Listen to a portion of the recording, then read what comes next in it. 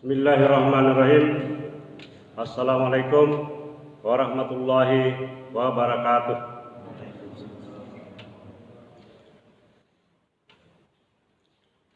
Alhamdulillah, alhamdulillahillazi anzalal Qur'an hudan linnasi wa bayyinatin minal huda wal furqan. Asyhadu an la ilaha illallah wahdahu la syarikalah wa asyhadu anna Muhammadan abduhu wa rasuluh. Allahumma sholli wa sallim ala nabiyyina Muhammadin wa ala alihi wa sahbihi wa tabi'in ajmain. Qala Allah ta'ala fi kitabil karim, a'udzu billahi minasyaitonir rajim. Ya ayyuhalladzina amanu taqullaha haqqa tuqatih wa la tamutunna illa wa antum muslimun. Para jamaah sekalian yang kami hormati, yang kami muliakan, dan insyaallah dimuliakan oleh Allah Subhanahu wa taala. Di subuh yang sangat sejuk ini, alhamdulillah kita hadir kembali melaksanakan salat subuh dan juga sekaligus kita lanjutkan pengajian kita tiap subuh Sabtu, yang mana pada bulan suci Ramadan ini mengambil tema spesial berkaitan dengan kisah-kisah di dalam Al-Quran yang disebutkan dalam surah Kahfi, surah yang ke-18, yang mana di dalamnya dikisahkan 4 kasus yang bisa menjadi pelajaran berharga bagi manusia untuk menjalani kehidupannya di dunia ini, terutama 4 hal yang berkaitan dengan peranata kehidupan bersama.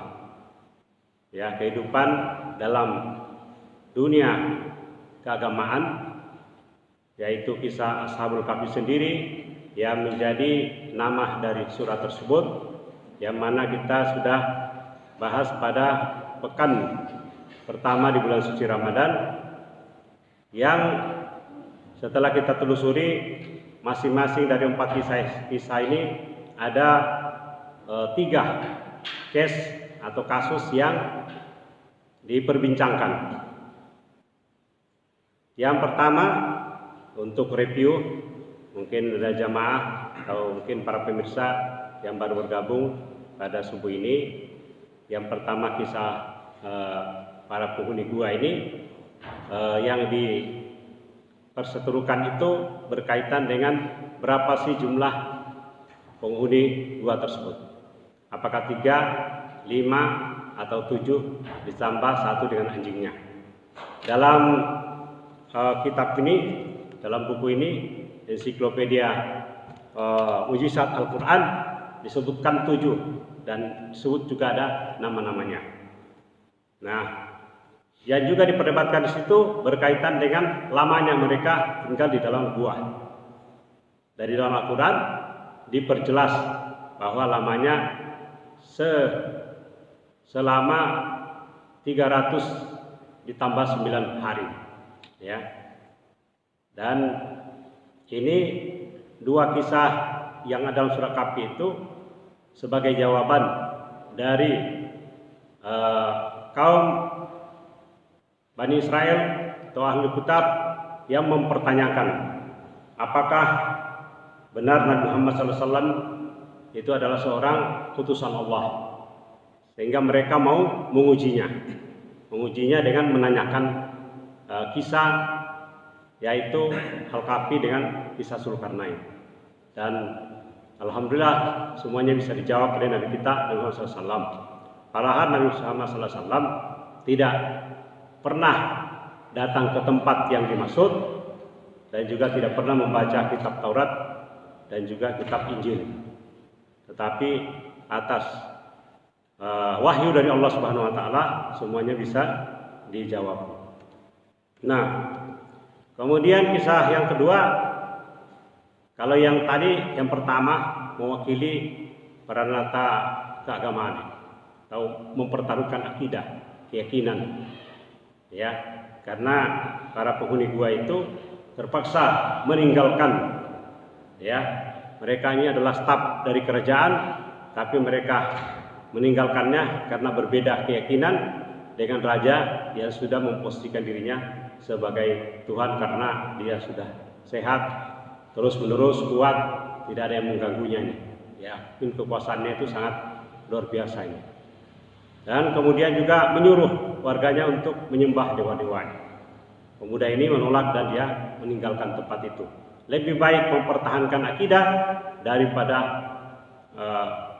menduduki jabatan tetapi akidah dipertaruhkan. Ya. Jadi lebih baik dia tinggalkan jabatannya daripada tinggalkan akidah, yaitu hanya bertuhan kepada Allah Subhanahu wa taala.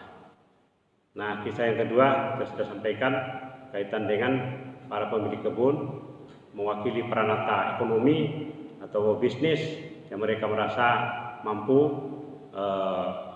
dapat hasil yang maksimal dari kebunnya dan lupa bahwa itu adalah rezeki dari Allah Subhanahu wa taala. Merasa bahwa itu adalah usahanya sendiri. Nah, yang ketiga yang sudah juga kita sampaikan pada pekan lalu yaitu kisah Nabi Musa AS mencari ilmu bersama dengan Khidir. Ada menyebutkannya adalah juga seorang nabi tapi bukan rasul.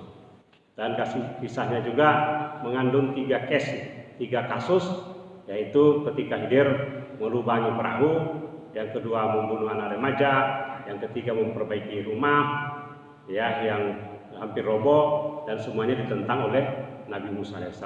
Sehingga Nabi Musa ternyata tidak bisa sabar, walaupun berkali-kali disampaikan kepada dia bahwa syaratnya untuk ikut berburu dengan Khidir adalah dengan bersabar. Nah, yang terakhir ini adalah kisah dari Zulkarnain.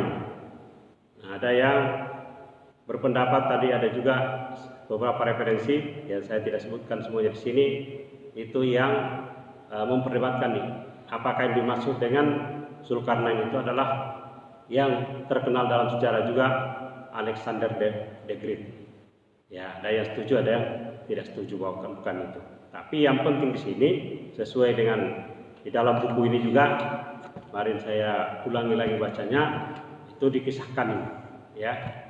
Dikisahkan tentang hikmah-hikmah pelajaran yang perlu diambil di dalam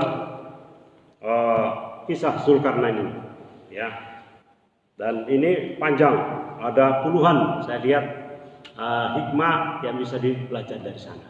Jadi di sini tidak detail disebutkan episode kisahnya, tetapi adalah hikmah apa yang perlu diambil di sana.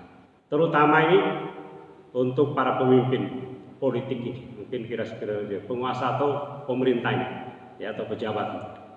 Nah, baiklah, untuk kisah Zulkarnain itu di surah Al-Kahfi ini, surah ke-18 itu mulai dari ayat ke-83 ya, dan seterusnya ini. Ya, memang tadi saya sudah niatkan ini. Biasanya saya bacakan ini pada subuh itu, kalau kajian subuh dibacakan ayat-ayat berdasarkan, tapi tadi ada halangan. Saya mohon maaf dan terima kasih kepada yang sudah bisa memimpin salat jamaah sehingga bisa berjalan dengan lancar. Nah, a'udzubillahi minasyaitonirrajim. Wa yas'alunaka an Zulkarnain qul sa'atlu 'alaikum minhu zikra. Mereka bertanya kepadamu, ini yang saya maksud tadi, orang ahli kitab yang ingin menguji kalau Nabi Muhammad SAW adalah memang utusan Allah, dia bisa menjawab kisah Zulkarnain. Nah, inilah kisah di bagian terakhir, mulai dari yang ketiga. Mereka bertanya kepada Muhammad tentang Zulkarnain. Katakanlah, aku akan bacakan atau menceritakan kepadamu sebagian dari kisahnya. Jadi memang semuanya tidak disiksakan semua, termasuk berkait sebetulnya yang disebut dengan tempat terbenamnya matahari dan tempat terbitnya itu di mana. Ya, ada para sejarawan menyebutkan itu yang ke baratnya ke Maghribi yang sudah dekat dengan lautan Atlantik, dan yang ke timurnya entah ke sebelah barat, sebelah timurnya di wilayah Afrika Utara, Ethiopia atau yang lainnya, atau ke negeri Cina sana, atau ke kawasan yang disebut dengan Korea misalnya, seperti itu, yang paling timur dari wilayah Afrika Asia itu. Nah, tapi itu bukan yang kita akan persoalkan. Sini adalah berkaitan dengan hikmah-hikmahnya. Kata Allah dalam Al-Quran ini, inna makkanna lahu fil ardi wa atainahu min kulli shay'in sababa. Sesungguhnya kami telah memberi kedudukan. Nah, inilah diberi kedudukan politik ini, ya, jabatan kepadanya di bumi, dan kami telah memberikan jalan kepadanya untuk mencapai segala sesuatu. Jadi dia bisa ke sana kemari karena kekuasaannya ini dan membawa bala tentaranya. Sehingga ini kasusnya juga ada 3, satu ke barat, satu ke arah timur, satu ada menyebutnya di bagian tengah atau sedikit ke arah utara. Ya. Maka dia menyusuri satu jalan, ini yang pertama. Jalan yang pertama ditempuh, saya singkat-singkat aja ini. Ketika sampai dia hingga ketika sampai ke tempat terbenamnya matahari. Ya, hatta iza balaga maghribas syams. Ya, tempat terbenamnya matahari yang di barat. Dia mendapati terbenam di dalam air panas lagi berlumpur hitam. Ini pandangannya. Saya pernah membuat kisahnya menelusuri secara ilmiah kenapa dia menjadi hitam waktu itu, karena sudah sore gitu ya. Salah satunya alasannya karena sudah sore atau sudah malam. Di sana menemukan suatu kaum yang tidak mengenal agama. Jadi kaum itu tidak mengenal agama. Jadi yang masuk di sini agama yang tauhid. Ya, karena pada dasarnya di mana-mana itu selalu ada dalam sebuah sejarah, juga disebutkan dalam kisah ini, dalam kitab ini, pada dasarnya semua suku bangsa itu punya kepercayaan, tapi yang dimaksud di sini agama yang tauhid. Kami berfirman, wahai Zulkarnain, engkau boleh menghukum atau berbuat kebaikan kepada mereka dengan mengajak mereka beriman. Jadi dikasih pilihan, apakah Firaun itu langsung menghukum Zulkarnain menghukum mereka, ataukah dia mengajak dia kepada kebaikan. Ya, nah, jadi waktu itu di dalam catatan kaki dari tafsir ini sebutkan bahwa tempat Zulkarnain yang datang itu ketika matahari sedang terbenam. Nah, dia berkata, "Qala amman zalama fasawfa nu'azibuhu summa yuradu ila rabbih fayu'azibuhu azaban nukra." Adapun orang yang berbuat zalim, jadi ini seorang pemimpin langsung membuat ultimatum dengan tegas, akan kami hukum. Nah, ini tampak di pandang bulu, apakah dia kroninya, keluarganya atau siapa gitu. Semuanya akan dihukum. Lalu dia akan dikembalikan kepada Tuhannya. Maksudnya kalau dia wafat, kemudian setelah dia ini Allah akan mengasap dengan keras kalau dia tetap durhaka. Adapun orang-orang yang beriman, ya, wa amman amana wa amila shalih. Ini sudah ada 2 dimensi ini. Satu yang tidak mau beriman, tidak mau patuh, tidak mau tunduk. Satu golongan yang mau beriman. Dan dia beri pilihan, orang yang beriman dan beramal soleh mendapat pahala terbaik. Ya, dia akan mendapat pahala terbaik. Ya, jazaanil husna. Wa sanaqul lahu min amrina yusra. Sebagai balasan, dan kami akan sampaikan padanya perintah kami yang mudah-mudah. Jadi ini sudah ada keringanan-keringanan orang yang mau patuh, orang yang mau taat. Ini golongan pertama. Jadi case pertama ini golongan ini ada di kawasan barat tadi, golongan masyarakat ini. Kemudian dia berangkat lagi, kemudian dia mengikuti suatu jalan lagi.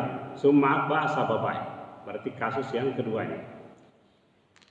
Hatta iza balaga matli asy-syamsi wajadaha tatlu ala qaumin lam najal lahum min duniha sitra. Jadi hingga sampai di posisi terbitnya matahari dan sebelah timur. Berarti jauh perjalanan ini. Ya, pada masa itu belum ada kereta cepatnya. Belum ada pesawat, belum ada mobil yang kencang ini ya. Jadi dia berangkat lagi dan mendapati tempat terbit pada satu kaum. Nah, di sana ada satu kaum lagi. Jadi sasarannya bukan karena dia tempat ini, karena di sana ada kaum. Jadi kalau bahasa ini Zulkarnain dan tentaranya ini melakukan belusukan. Bahasa sekarang menyebutnya ini belusukan gitu ya. Nah, jadi sudah ada ini. Kalau ada orang populer sekarang kata belusukan, sudah zaman Firaun, sudah zamannya Zulkarnain sudah ada ini. Ya, dari ribuan tahun yang lalu. Nah, jadi kaumnya itu yang tidak kami buatkan suatu pelindung bagi mereka dari cahaya matahari.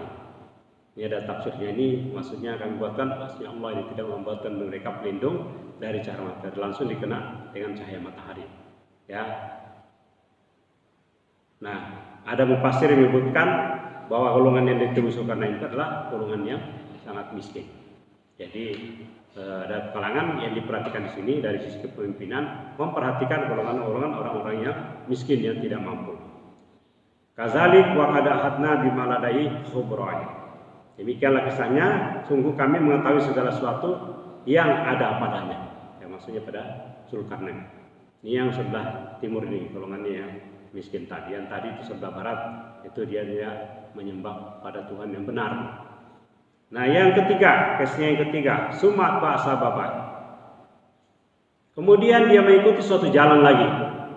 Ya. Nah, hatta iza balaga bainas saddaini wajada min dunihima qauman la yakaduna yafqahuna qawla. Jadi ketika sampai di antara dua gunung. Nah, ini letaknya di dua gunung. Nanti yang berkaitan dengan gunung yang akan dibuatkan dinding oleh Zulkarnain. Dia menempati di balik keduanya. Kedua gunung itu suatu kaum yang hampir tidak memahami pembicaraan. Ini orang yang jahil nih, orang bodoh-bodoh ini. Ya, tapi punya kemampuan yang penuh. Dalam tafsir disebutkan mereka kurang memiliki sumber daya manusia, walaupun mereka kaya. Buktinya kaya, mereka membayar Zulkarnain itu membuatkan dinding pemisah dari kaum yang suka mengganggu mereka. Jadi dalam tafsir ini disebutkan bahasa orang-orang kelompok-kelompok yang ada di tengah ini atau ke arah utara sedikit yang didatangi oleh Zulkarnain, bahasa mereka sangat jauh bedanya dengan yang bahasa yang digunakan oleh Zulkarnain dan bala tentaranya. Dan tidak bisa juga menerangkan maksud mereka dengan jelas karena kekurangan cerdasan. Nah, ini berarti golongan-golongan datang ini memang orang-orang yang ada masalah ini. Belusukan ke tempatnya ada masalah, bukan yang banyak pendukung atau basis massa gitu ya, kalau bahasa politik sekarang ini. Mereka berkata ini, qalu kepada Zulkarnain, ya Zulkarnain, inna Ya'juj wa Ma'juj mufsiduna fil ard, fahal naj'al laka haddan ala an taj'ala bainana wa bainahum sadda. Ada permintaannya ini. Sesungguhnya Ya'juj dan Ma'juj. Nah, ini masuk ke fenomena akhir zaman ini. Ya, golongan yang nanti akan muncul pada akhir zaman ketika mau kiamat. Jadi berarti cerita Ya'juj Ma'juj yang akan datang di akhir zaman ini bukan cerita mitos, karena sudah bertemu dengan Zulkarnain dan para tentaranya. Adalah bangsa ini, Ya'juj dan Ma'juj ini bangsa yang membuat kerusakan di muka bumi. Nah, dia datangi lagi golongan yang membuat kerusakan di muka bumi. Jadi karena kekuasaan, karena mungkin bahasa politiknya sekarang ini kaum oligarki ini. Ya, karena urusan politik ini, mohon maaf ini ya, supaya konteksnya bisa kekinian gitu ya, sampai cerita masa lalu, tapi selalu itu Al-Quran menceritakan justru memang karena kemungkinan besar atau pasti itu terjadi pada masa yang akan datang.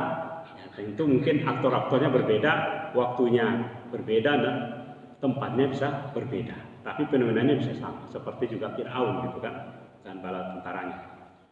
Nah, mereka meminta kepada Zulkarnain. Jadi setelah menyatakan bahwa Ya'juj dan Ma'juj ini membuat kerusakan di muka bumi, mereka menindas mereka. Dia menyatakan, bolehkah kami memberi imbalan? Mereka mau bayar ini, berarti punya modal ini. Ya, mudah-mudahan bukan pinjaman ini, uang ini. Ya, zaman sekarang orang minjam ya untuk membangun ini. Kalau bisa jangan minjam untuk membangun ya, menabung aja sendiri gitu. Kami memberimu imbalan agar engkau membuatkan tembok penghalang. Oh, ini kan sembarang ini. Antara dua gunung ini mau dibangunkan tembok ini. Sepertinya mustahil ini. Tapi karena ini Zulkarnain sudah diberi ilmu dan kekuasaan oleh Allah Subhanahu. Ya, penghalang antara kami dan mereka. Maksudnya mereka tadi adalah kaum Ya'juj dan Ma'juj. Ya, dua bangsa yang berbuat kerusakan di muka bumi. Jadi simbolnya dari Ya'juj dan Ma'juj ini adalah dua bangsa yang membuat kerusakan di muka bumi ini. Ya, mungkin kalau bahasa sekarang ini kan para pemodal, pemilik usaha, ekonomi, bisnis, dan gitu ya, dengan para penguasa ini berkolaborasi, disebut dengan oligarki kalau zaman kita sekarang. Nah, dia Zulkarnain berkata, apa kata Zulkarnain? Qala makanni fi rabbi khairum fa'inuni bi quwwatin ajal bainakum wa bainahum rahmah. Dia Zulkarnain berkata, apa yang telah dikuasakan kepadaku oleh Tuhanku lebih baik. Ini dahsyat ini. Ternyata Zulkarnain tidak mau menerima bayaran. Nah, dia malah yang mau bayar ini kalau perlu ini. Makanya banyak sekarang ini politisi bayar dulu ya pada ini. Bayar atau money politik ini. Dia yang mau. Dia tidak mau menerima bayaran. Jadi Tuhanku lebih baik ya, maksudnya apa yang diberikan kepada Tuhannya lebih baik dari apa yang ditawarkan oleh kaum yang tertindas ini. Maka bantulah aku, tapi dia minta kalian berpartisipasi. Ya, bantulah aku dengan kekuatan. Ya, partisipasi secara fisik ini terutama. Agar aku dapat membuatkan tembok penghalang antara kamu dan mereka. Benar ini setuju nih, proyek besar ini setuju oleh Zulkarnain. Dan proyek ini luar biasa ini. Ya. Nah, apa yang dia minta? Atuni zubural hadid. Berikanlah aku potongan-potongan besi. Al-hadid itu besi. Jadi surah Al-hadid surah 57 surah besi itu. Dan itu disebutkan sendiri Al-Quran. Ternyata Al-Quran itu benar. Sebelum orang tahu bahwa besi ini turun dari langit, orang berpikirnya besi ini sudah ada di bumi. Ternyata benar. Dalam surah Al-hadid menyebutkan Allah itu diturunkan dari langit, ya. Waktu yang lama meteor-meteor yang jatuh ke bumi terus jadi besi ini kan. Jadi besi ternyata bukan dari bumi. Al-Quran sudah menyatakan itu dari langit. Potongan besi yang hingga ketika potongan besi itu telah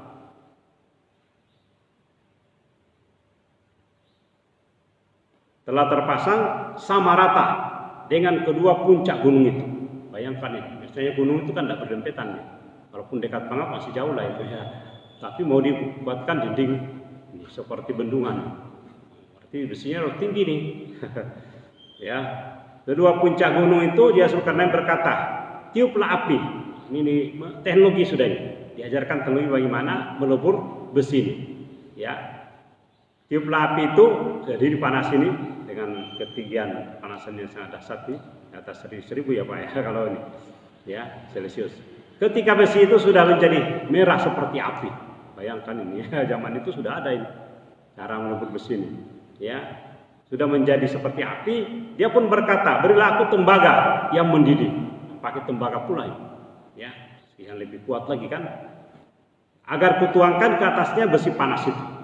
Berarti berlapis-lapis ini besi tembaga ini. Cara orang ngecor ini kan. Tapi semuanya besi dan tembaga ini. Ya. Nah, setelah jadi, ini dia mengatakan, "Pamastata'u ayyazharuhu wa mastata'u ya, pamastata'u lahu naqaba." Maka mereka Ya'juj Ma'juj tidak mampu mendakinya dan tidak pula mampu melubanginya.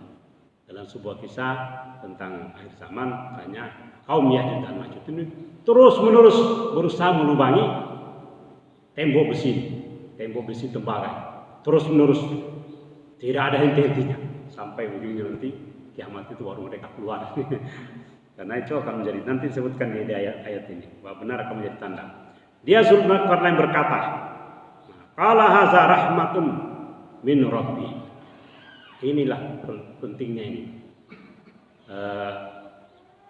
Ternyata tadi sama dengan pemilik kebun, sama dengan Khidir. Kata Al-Quran di dalam itu kan disebutkan ilmu yang diperoleh Khidir itu adalah rahmat dari Allah. Al-Quran juga rahmat. Rezeki yang diperoleh pemilik kebun harusnya disebut dengan rahmat, tapi dia merasa bahwa saya mendapatkan hasil kebun itu karena usahanya sendiri, tidak menyatakan bahwa itu rahmat Allah. Nah, ini ujungnya juga sama ini. Pentingnya kita memahami yang disebut dengan rahmat. Zulkarnain tidak mengatakan bahwa ini adalah usaha kerja keras saya ini. Ya, sehingga saya bisikan membuatkan dinding beton yang tinggi panjang ini yang sangat kuat tebal sehingga tidak bisa ditembus oleh kaum Ya'juj dan Ma'juj. Tapi dia mengatakan tembok ini adalah rahmatan, ya rahmatun min rabbi. Azza rahmatun min rabbi. Ini adalah rahmat dari Tuhanku. Apabila janji Tuhanku telah tiba. Nah, mulai ini masuk yang cerita hari kiamat ini. Ya, apabila janji Tuhanku telah tiba, maksudnya hari kiamat. dia akan menjadikannya hancur luluh. Jadi bukan pula karena kemampuan kaum Ya'juj berkembang terus menerus, tapi karena memang Allah sudah memperkenalkan sehingga besinya tadi, dinding besi tadi hancur luluh. Janji Tuhanku itu pasti benar. Maksudnya adalah kiamat. Ya, janji Tuhanku adalah pasti benar. Akan terjadi hari kiamat. Nah, apa yang terjadi pada hari itu? Pada hari itu kami biarkan sebagian mereka wa tarakna ba'dahum yauma izin yamuju fi ba'din wa nufiha fis suri fajama'nahum jam'a. Ternyata setelah ini kalau jebol sudah ini hancur luluh tembok itu tembok besi ini beton ya, bukan beton apa namanya, benteng atau dinding besi ini, maka mereka Ya'juj dan Ma'juj itu berbau dengan sebagian mereka dengan sebagian yang lain. Keluar berbau dengan masyarakat umum. Ya, apabila sangkakala ditiup lagi, kami benar-benar akan mengumpulkan mereka seluruhnya. Berarti mereka ini kaum Ya'juj dan Ma'juj juga akan diadili. Ya. Nah,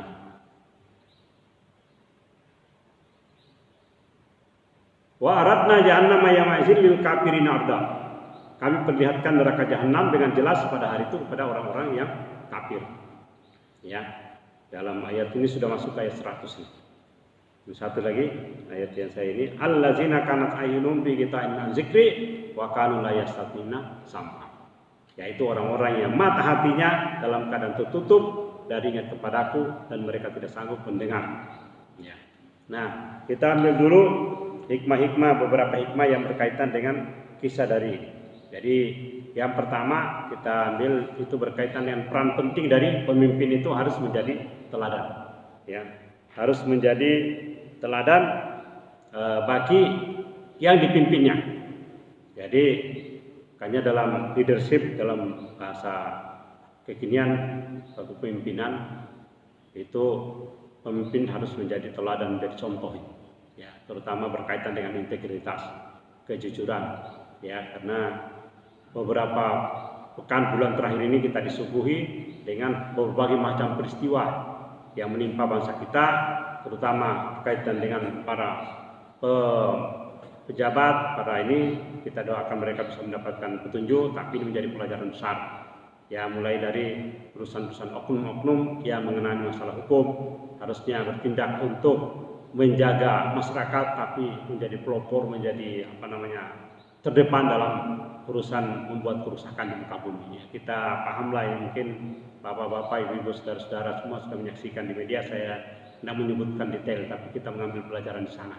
Ya, baik dalam urusan hukum berkaitan dengan penanganan penyalahgunaan wewenang, kekuasaan keuangan negara, pajak-pajak, biaya cukai dan seterusnya.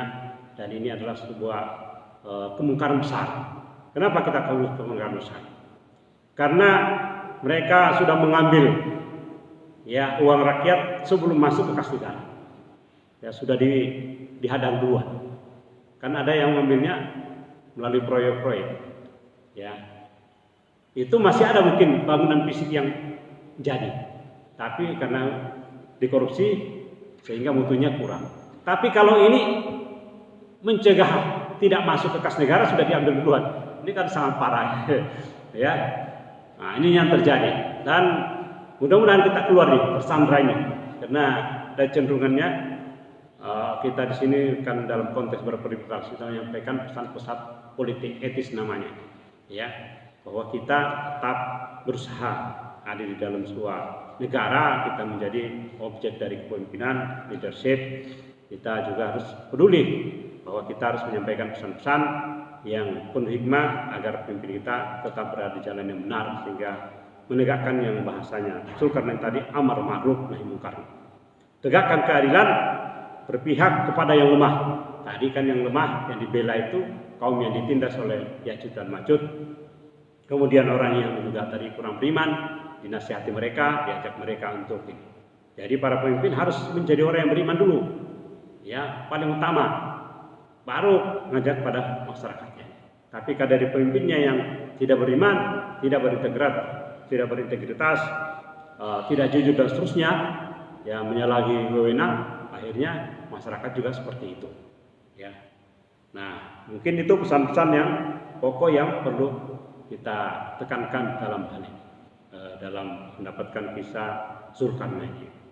Nah, mudah-mudahan ke depan negara kita terutama tetap dalam penuh dengan kebaikan-kebaikan sepanjang masih ada umat manusia, umat Islam ini terutama yang senantiasa berzikir kepada Allah, ingat Allah, salat, ibadah dan seterusnya, itu benar-benar jadi penting. Tapi banyak orang tidak sadar nih, karena jelas dalam Al-Quran menyebutkan Nabi Muhammad SAW disampaikan kepadanya bahwa sekalipun sekafir-kafirnya orang kafir Quraisy itu tidak akan ditimpakan azab yang dahsyat seperti umat-umat terdahulu, paling teguran-teguran kecil, sepanjang ada di sana golongan yang senantiasa menasihati beramar ma'ruf nahi munkar.